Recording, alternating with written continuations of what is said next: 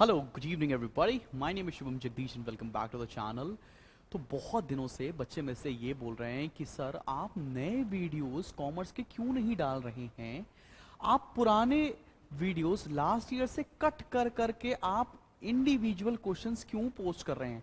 सो उसका रीजन बताने जा रहा हूं और वो एक बहुत बड़ी स्ट्रैटेजी है जो आपको फॉलो कर कर आप अच्छे मार्क्स स्कोर कर सकते हो। तो आखिरी 15 दिनों में क्या स्ट्रैटेजी होनी चाहिए आपके कॉमर्स एग्जामिनेशन के लिए। एग्जैक्टली 15 दिन, आज 31 का दिन निकल रहा है, 15 दिन है आपके पास आपके पेपर के लिए। 16th को आपका पेपर है।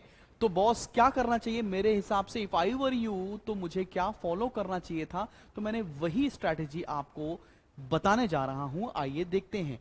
तो बॉस सबसे पहले आपको February 1, 2 एंड 3 जो मैंने मोस्ट इंपॉर्टेंट बोर्ड क्वेश्चंस की सीरीज बनाई है, MIB सीरीज जिसको हम और यश सर बोलते हैं। तो MIB सीरीज के अंदर मैंने इंडिविजुअल क्वेश्चंस पोस्ट कर रखे हैं। जिस हायरार्की में वो पोस्ट किए गए हैं वो मोस्ट इंपॉर्टेंट से लीस्ट इंपॉर्टेंट की तरफ बढ़ते हैं। तो वो सारे क्वेश्चन एक बार आपको देख लेने हैं, वीडियोस देख लो, नोट्स बना लो, याद कर लो, दिल में बैठा लो, बिकॉज मैक्सिमम पोर्शन आपका कॉमर्स एग्जामिनेशन का इस MIB सीरीज से आएगा। केवल अगर बच्चा यही पढ़ के चला जाता है तो जिंदगी में कभी फेल नहीं हो सकता है, ये याद रखना।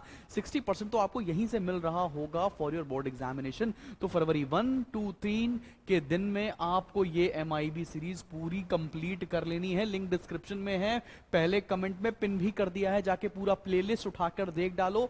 लंबा है प्लेलिस्ट, कई सारे वीडियोस हैं। जिस लेवल से शुरू किया है उसी लेवल से देखना प्लीज शुरू करिएगा। काफी इंटर रिलेटेड होकर समझाने की कोशिश की गई है, उतना ही पढ़कर चले जाएंगे तो काम बन जाने वाला है। 3 दिन के अंदर ये आपको करना ही करना है, आपके पास कोई भी ऑप्शन नहीं है। फिर आप क्या करने वाले हो, 4 तारीख से लेकर February 4 को आपको रिवाइज करना है पूरा मार्केटिंग। मुझे नहीं पता आप जिंदा रहो या आपको आ जाए मौत, मार्केटिंग मिक्स फरवरी 4 के बाद आपकी जिंदगी में नहीं रहना चाहिए। February 4 की रात को सोएंगे तब जब आपका मार्केटिंग पूरा कंप्लीट हो जाएगा from your text book CV Gupta, पूरा रिवाइज करना है। फॉलोड बाय February 5 को आपको फाइनेंसिंग का पूरा रिवीजन करना है। और बताता हूं फाइनेंसिंग के अंदर 4 चैप्टर्स हैं वो पूरे पढ़ने, और दूसरा तीसरा चैप्टर तो काफी बड़ा है, ठीक है। और आप ये देखोगे जैसे ही आपने MIB सीरीज कंप्लीट कर ली ना, जो हमने डे 1, डे 2, डे 3 में किया, आप मार्केटिंग के चैप्टर पे आओगे तुम्हें लगेगा यार मैक्सिमम क्वेश्चन तो मैं पहले ही पढ़ चुका हूं। जैसे तुम फाइनेंसिंग के चैप्टर में आओगे तुम्हें लगेगा मैक्सिमम क्वेश्चन तो मैं पहले ही पढ़ चुका हूं। मेरे लिए कितना आसान होता है जरा रिवीजन। मतलब पहले मोस्ट इंपॉर्टेंट बोर्ड क्वेश्चंस का रिवीजन करना है, उसके बाद इंडिविजुअल चैप्टर्स की, इंडिविजुअल यूनिट्स की रिवीजन करने लगोगे तो आपको मैक्सिमम पोर्शन तो पहले ही कवर्ड दिखेगा। आगे बढ़ते हैं। उसके बाद मैनेजमेंट सबसे बड़ी यूनिट है, तो उसके लिए मैंने आपको 3 दिन दिए हैं, 6 तारीख, 7 तारीख और 8 तारीख। और जैसे आप मैनेजमेंट के ऊपर भी आओगे और तुम्हें लगने लगेगा यार ये क्या है, ये तो मैं मैक्सिमम पहले, ये मैंने तो कहीं पढ़ा पढ़ा लग रहा है यार, ऐसा लगने लगेगा तो काफी आसान हो जाएगा when it comes to your revision part. आगे बढ़ते हैं। उसके बाद क्या करना है आपको, February 9 को आपको स्पेसिमेन सॉल्व करना है। ऑब्वियसली बात है विदाउट सॉल्यूशन है, मैं आपको सॉल्व करवा रहा हूँ यूट्यूब लाइव के अंदर, इसलिए परेशान मत हो। लेकिन February 9 को आपको अपने आप सॉल्व कर लेना है। नहीं आंसर मिलते हैं तो बुक के अंदर ढूंढने हैं, पता लगाना है कि सही किया है या नहीं किया है।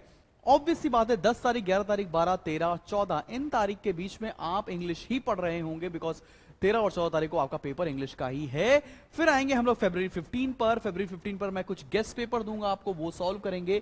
हो सकता है वो गेस्ट पेपर हम तुम साथ में बैठ के दिन भर सॉल्व कर रहे हो। और फिर उसके बाद जब गेस्ट पेपर सॉल्व हो जाएगा तो MIB का रिवीजन करके जाएंगे, मोस्ट इंपॉर्टेंट बोर्ड क्वेश्चन का रिवीजन करके जाएंगे और आपका पेपर बहुत बढ़िया हो जाएगा।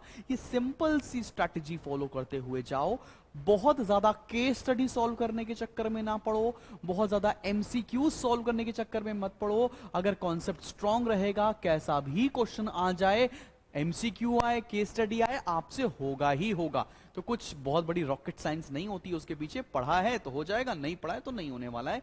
इसलिए ऐसा नहीं है कि आप 1000 MCQs या 200 केस स्टडी सॉल्व करके चले जाएंगे तो उसमें से ही पेपर आ जाने वाला है। तो बिल्कुल ये दिमाग से निकाल दें। जो रिवीजन मैंने बताया है, अगर आप थोड़ा सा भी ट्रस्ट करते हैं तो इसी रिवीजन पे बढ़ें। अब आपको समझ में आएगा जो मैंने टुकड़े टुकड़े में आपको क्वेश्चंस पोस्ट किए हैं इतने दिनों से लगातार, जो आपने नहीं देखे हैं, उसके क्या इंपॉर्टेंस है। और जो मोस्ट इंपॉर्टेंट बोर्ड क्वेश्चन है आप उठा के देखिएगा, मेजॉरिटी क्वेश्चन आपके प्री बोर्ड, हाफ ईयरलीज या टेस्ट में आए भी होंगे। तो चलो मिलते हैं बहुत जल्दी एक ऐसी स्ट्रैटेजी के साथ। for your accountancy and economics. Bye bye, love you all.